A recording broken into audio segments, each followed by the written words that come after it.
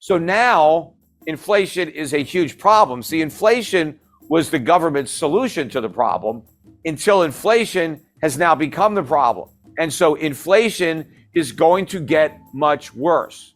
Forget about what these central bankers and politicians are saying about their commitment to fight inflation, how they're resolute and how they're determined no matter what to bring the inflation rate back down to 2%. That's never going to happen. We're going to see 20% inflation before we see 2% inflation. And this pretend war against inflation is going to come to an end soon. And the central banks are going to surrender and inflation is going to win. Look, we've already seen the first central bank capitulate and wave the white flag, and that was the Bank of England. The Bank of England, a week or two ago, was every bit as committed to fighting inflation as the Fed, until the inflation fight threatened a financial crisis, and then they cowered out, turned around, and they're back to quantitative easing. They went from quantitative tightening to open-ended quantitative easing. In fact, the Bank of England said, we're going to print as many pounds as we have to.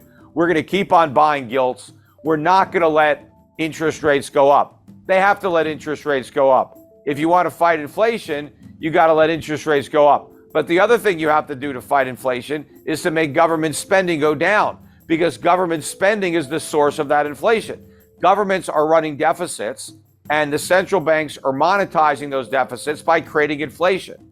Governments are actually funding themselves through inflation. When you have a budget deficit, you're not getting government for free. Every nickel that the government spends has to be paid for by the citizens. And if they don't pay for it with a tax, then how are they paying for it? Through inflation. So when prices go up, that's the tax that you're paying for all these government programs. And so if the government wants to get rid of inflation, well, then it has to get rid of those programs, or it has to raise taxes to finance those programs. And that's not happening. That's not happening anywhere. Nowhere in the world, despite all these governments that claim they want to fight inflation, no government is actually doing it. Nobody is cutting spending. In fact, in the UK, they cut taxes. Well, when you cut taxes, you increase the inflation tax. So the British were claiming that they wanted to fight inflation, while at the same time creating even more of it. That is the problem. But the same thing is going to happen to the Federal Reserve in the United States. You cannot raise interest rates without creating a financial crisis. The financial crisis we had in 2008 was a result of a normalization of interest rates. It wasn't simply a subprime problem. The reason subprime was the problem was because it was debt. People borrowed money and they couldn't pay it back. Why were they able to borrow the money? Because it was cheap. The Fed lowered interest rates to 1%. They created a housing bubble. Housing prices went up. People borrowed money against those inflated property values. They borrowed money with artificially low interest rates. And when interest rates went up, property prices went down. People didn't want to pay their mortgages. You get a financial crisis because now the banks didn't get their money back. They loaned all this money out. They didn't get it back. That was why we had a crisis. Well, today we have much more debt than we had in 2008. We had 0% interest rates for almost 10 years. Think about all the debt that was taken on during those 10 years by not only the government, corporations, private citizens. Do you think they can repay that debt when rates normalize? Of course not. And what happens when rates go up, asset prices come down. It's like the other side of a seesaw. The lower interest rates are, the more expensive stocks are, the more expensive real estate is. But as interest rates go up, those prices come down because it's all a function of interest rates. So if I borrowed a bunch of money to buy a house and now the house goes down, I have no equity and my mortgage payments are up, I'm mailing in the keys. But you have all these companies in America that have been losing money. In fact, in 2021, it was a record year in America for money-losing companies going public. Now, how do all these money-losing companies stay in business? Because the company is supposed to generate a profit to stay in business. How do you lose a bunch of money and still stay in business? How do you pay your employees? How do you pay your rent? Right? How do you do anything? Well, the companies were selling stock to the public.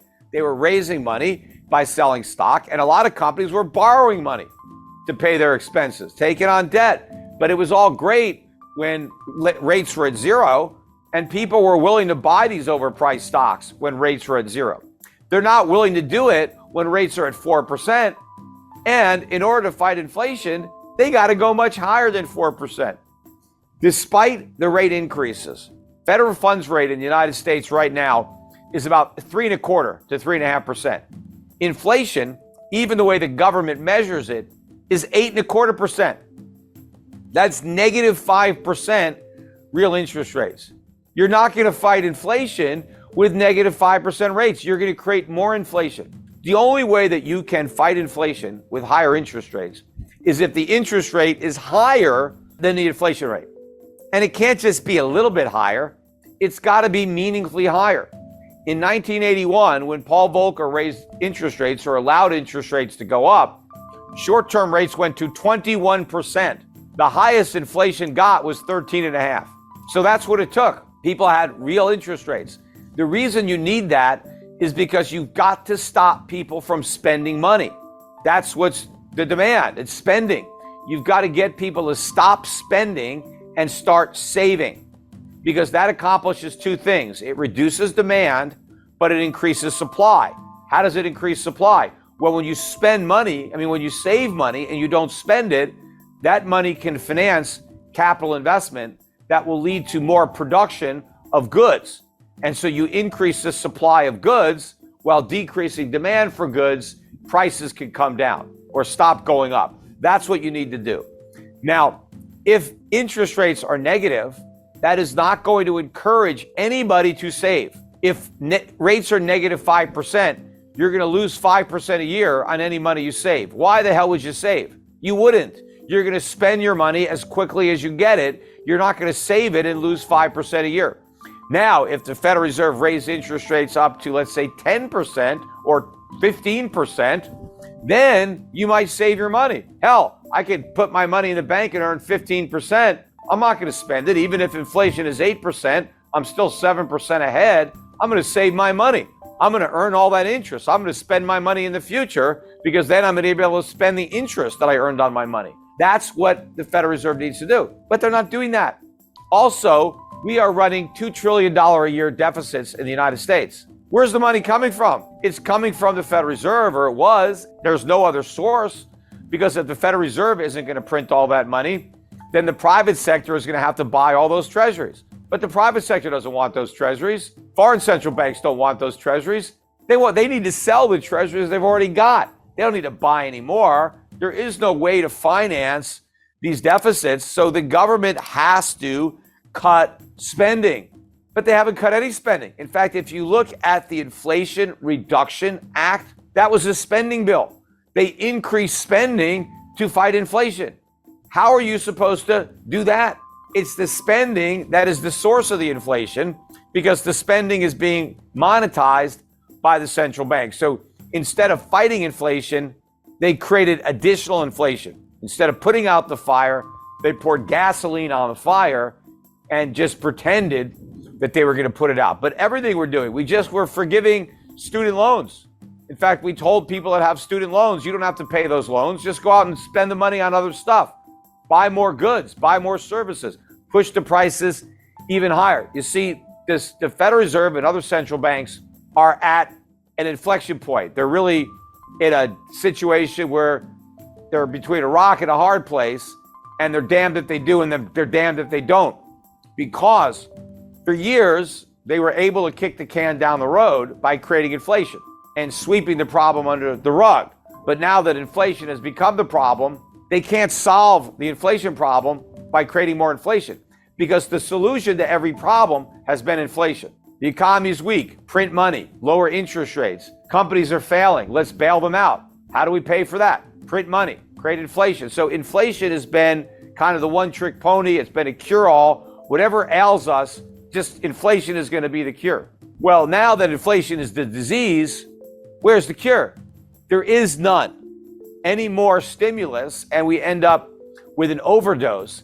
And that is where we are right now. And what's keeping everything going, the reason that we haven't already seen a collapse in the bond market or a collapse in the value of the US dollar, the reason we've had a rally in the dollar is because the world is still has faith in the Federal Reserve. The world still believes that the Federal Reserve is serious about bringing inflation back down to 2% and that it has the ability to bring inflation back down, but it doesn't. Remember, it was the Federal Reserve back in 2008 or 2007 that said not to worry about the subprime market. It was contained. Of course, we saw how contained that was. But even before the subprime problems, they told us there were no problems. They said there wasn't a real estate bubble. And they said even if the real estate prices went down, it wouldn't hurt the economy because it was so strong. So the Fed has a very bad track record. And more recently, with respect to inflation, first the Federal Reserve said we didn't have enough inflation.